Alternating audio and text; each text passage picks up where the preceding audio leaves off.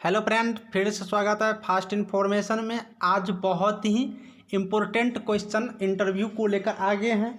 आज हम चौथा पार्ट आप लोग को बताएंगे कि इंटरव्यू में और आगे किस टाइप से क्वेश्चन आते हैं। अगर आप लोग पहली बार वीडियो देख रहे हैं तो आप लोग एक बार प्ले लिस्ट में चले जाइए, वहाँ से 2-3 वीडियो मैंने अपलोड किया है, पहला, दूसरा, तीसरा। वो वीडियो आप लोग प्लीज़ देखिए, क्योंकि वो वीडियो ही आपको सिलेक्शन दिलाने में 90% क्वेश्चन का आंसर दिला सकता है। क्योंकि उस वीडियो में मैंने वैसे वैसे टॉपिक को कवर किए हैं जो बहुत बार इंटरव्यू में आ चुका है और आने की बहुत ही संभावना रहता है। तो उस वीडियो का आप लोग एक बार देखिए और आगे जो भी वीडियो हम डाल रहे हैं उसको कंटिन्यू होकर तैयारी करें। तो चलिए आज हम पार्ट 4 का तैयारी करते हैं। पार्ट 4 में किस टाइप का क्वेश्चन डाले हैं। तो चूँकि आप लोग जानते हैं कि हम लोग बिहार में इंटरव्यू देंगे और ये छोटे से पोस्ट के थोड़ा है। नौकरी छोटा नहीं होता है, कोई बड़ा हो या छोटा पोस्ट कोई नहीं होता है। बस आप लोग कैटेगरी के अनुसार से मैं बताना चाहता हूँ कि ये थोड़ा डी ग्रेड के लेवल के, सी ग्रेड के लेवल के, डी ग्रेड के लेवल का जॉब है। तो इनका इंटरव्यू उसी टाइप के अनुसार से होगा। तो आप लोग बिहार के संबंधित जानकारी आपको रखना ज़रूरी होगा, क्योंकि ये बिहार के ही जॉब हैं और ज़्यादातर स्टूडेंट बिहार के ही आएंगे, इसीलिए ऐसा उम्मीद है। तो इसीलिए बिहार के बारे में जान लेते हैं। तो आज हम पहला क्वेश्चन लेकर आगे हैं बिहार से संबंधित। हम एक चीज़ और बताएंगे कि वीडियो को स्किप करके ना देखें, क्योंकि वीडियो में कुछ ऐसा चीज़ हम बताते हैं जो आपको हो सके कि स्किप के क्रम में छूट जाए। क्योंकि इंटरव्यू में एक छोटा सा वर्ड आप लोग चूक हो जाएंगे तो आपकी जो हो सकता है सिलेक्शन वो छूट सकता है। तो वीडियो एक एक करके देखिए। हम छोटा ही वीडियो बनाते हैं इसलिए, क्योंकि हम जानते हैं बड़ा वीडियो बनाएंगे तो आप लोग बोर हो जाइएगा, इसलिए छोटा छोटा करके डालते हैं। कोई डाउट हो तो मुझे कमेंट करके बताइए, मुझे कमेंट बोलिए, मैं कमेंट का जवाब तुरंत रिप्लाई करूँगा। तो आज का पहला क्वेश्चन रहेगा, बिहार राज्य का पुराना नाम क्या है। बिहार राज्य का पुराना नाम क्या है। तो बिहार राज्य का पुराना नाम बिहार है। ठीक है, आप लोग इसको याद रखना होगा, क्योंकि बिहार के बारे में जानना बहुत ज़रूरी है। इसलिए बिहार का पुराना राज्य क्या हो गया, बिहार है। सेकंड क्वेश्चन है, बिहार की राजकीय पशु क्या है। बहुत छोटा छोटा क्वेश्चन आप लोग को, और छोटा क्वेश्चन ध्यान में रखना है। बिहार राज्य की राजकीय पशु बैल है। ठीक है, बिहार राज्य की राजकीय पशु बैल। अगला क्वेश्चन देख लेते हैं। सॉरी, यहाँ बिहार लिखने में गलती हो गया, बिहार होगा। बिहार का राजकीय पक्षी। तो बिहार का राजकीय पक्षी कौन है, गौरैया है। कौन है, गौरैया है। ठीक है। अगला क्वेश्चन है, बिहार राज्य का राजकीय वृक्ष कौन है। तो बिहार राज्य का राजकीय वृक्ष पीपल हो गया। कौन हो गया, पीपल। अगला क्वेश्चन है, बिहार विधानसभा की सीटों की संख्या कितना है, 243। देखिए यहाँ पर बिहार विधानसभा की सीटों की संख्या पूछा गया, यानी कि आप लोग को चुनाव से संबंधित जो भी क्वेश्चन होंगे उस क्वेश्चन का एक वीडियो हम स्पेशल बना कर लाएंगे। जब इलेक्शन हो जाएंगे, सरकार बन जाएंगे, 10 तारीख के बाद, 11 तारीख के बाद पता चल जाएंगे, तो एक अच्छी वीडियो बना कर लाएंगे इंपॉर्टेंट क्वेश्चन। क्योंकि हाल में इलेक्शन हुआ है तो आपको उससे क्वेश्चन ज़रूर पूछेगा, 100% पूछेगा। क्योंकि ऐसे भी ये बिहार विधान परिषद, यानी कि आप लोग जान ही गए होंगे किस टाइप के डिपार्टमेंट हैं। तो आप लोग ये हो गया आपको राजनीतिक टाइप का डिपार्टमेंट है, पॉलिटिकल ऑफिस टाइप का डिपार्टमेंट है, तो आपको उसमें से उस टाइप के क्वेश्चन पूछेगा ही पूछेगा।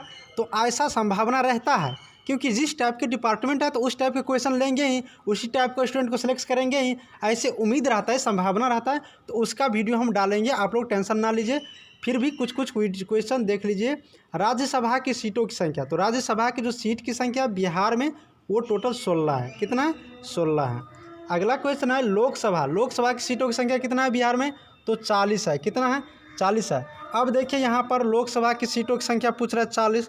तो आप किस लोकसभा के क्षेत्र में पढ़ते हैं और वहाँ के लोकसभा मेंबर कौन हैं, उनका नाम याद जरूर रखिए। क्योंकि जैसे अगर क्वेश्चन पूछ देगा कि आप किस लोकसभा क्षेत्र से आते हैं, तो आपको बताना पड़ेगा, और उस लोकसभा क्षेत्र के नाम बताने के साथ साथ आप उस मेंबर का भी नाम बोल देते हैं, तो आपका अगला क्वेश्चन बनेगा ही नहीं, वहीं से आपका क्वेश्चन खत्म हो जाएगा।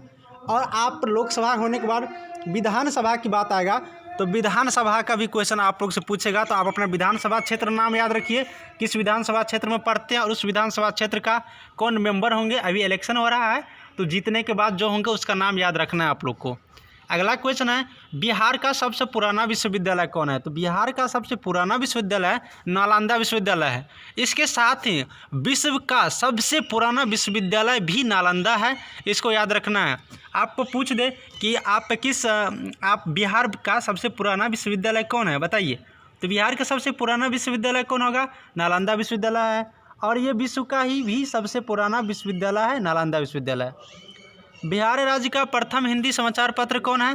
तो बिहार राज्य का प्रथम हिंदी समाचार पत्र बिहार बंधु है, ठीक है। और इसका प्रकाशन 1874 में हुआ था, 1874, ठीक है, 1874 याद रखना है। तो बिहार का सबसे पुराना यानी कि समाचार पत्र हो गया, प्रथम हिंदी समाचार पत्र हो गया बिहार बंधु, और इसकी स्थापना 1874 ईस्वी में हुआ था। अगला क्वेश्चन है, फाइल को किस हाथ में पकड़ना चाहिए? चूँकि ये ऑफिस अटेंडेंट का जॉब है, यानी कि आपको एक टाइप का प्यून टाइप का जॉब है, तो आपको बोलेगा फाइल ले जाना। अच्छा, पहले ये बात कर लेते हैं कि ऑफिस अटेंडेंट होता क्या है। ऑफिस अटेंडेंट का क्या काम होगा?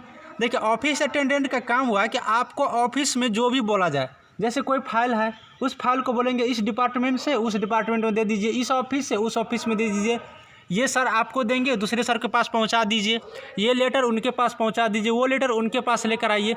यानी कि आपको ऑफिस में जो भी छोटा छोटा काम होता है, उस काम में आपको मदद देना है, हेल्प देना है, तो इस संबंधी को कहते हैं ऑफिस अटेंडेंट। ऑफिस अटेंडेंट क्या है, मालिक क्या है, सारी चीज़ें का वीडियो हम एक एक करके बनाएंगे। आप लोग बस मेरा सीरीज देखते रहिए, आपको दिसंबर से पहले सारे वीडियो हम दे देंगे, ठीक है। तो फाइल को बायां हाथ में पकड़ना चाहिए। अब बायां हाथ में क्यों पकड़ना चाहिए, दायां हाथ में क्यों नहीं पकड़ेंगे? क्योंकि बायां हाथ में इसलिए पकड़ना चाहिए कि अधिकतर व्यक्ति साइन आपको दायां हाथ से करता है। कोई भी चीज़ लोग दायां हाथ से लिखते हैं, तो दायां हाथ से लिखने के लिए आपको दायां हाथ खाली रहेगा तो ही। मान लीजिए कोई फाइल आपने किसी से रिसीव किया, रिसीव कर रहे हैं, तो आपको फाइल हाथ में चला आया, तो आप वहाँ पे साइन करिएगा, तो साइन तो दायां हाथ से कीजिएगा, तो आपको दायां हाथ खाली रखना है। ऐसा नहीं कि दायां हाथ में फाइल ले लिए और बायां हाथ को इंगेज कर दिए। तो आपको बायां हाथ में फाइल रखना है, दायां हाथ को खाली रखना है, ठीक है। इंटरव्यू में एक दूसरे को कहाँ देखना चाहिए? बहुत सारा स्टूडेंट ऐसा होता है जो इंटरव्यू देने के लिए जाएंगे, चेयर पर बैठेंगे और अपने सिर को नीचे की तरफ रखे रहेंगे। अरे सिर को नीचे नहीं रखना है, इंटरव्यू देने समय अपनी आँख, इंटरव्यू देने वाले आँख के सामने होना चाहिए, एक दूसरे को देखते रहना चाहिए, क्योंकि वह आपकी हर चीज़ देखते रहता है। अगर आप उनकी तरफ देखेंगे तो आपको पता चलेगा कि हमको वो क्या क्या देख रहे हैं। तो इस सीधी सी बात है, आप अपनी चेहरा उनके चेहरा को मिला कर रखें, इधर उधर ना देखें। इंटरव्यू में ऐसा होता है, ठीक है। ये क्वेश्चन हो गया। इंटरव्यू में घड़ी पहनकर जा सकते हैं क्या?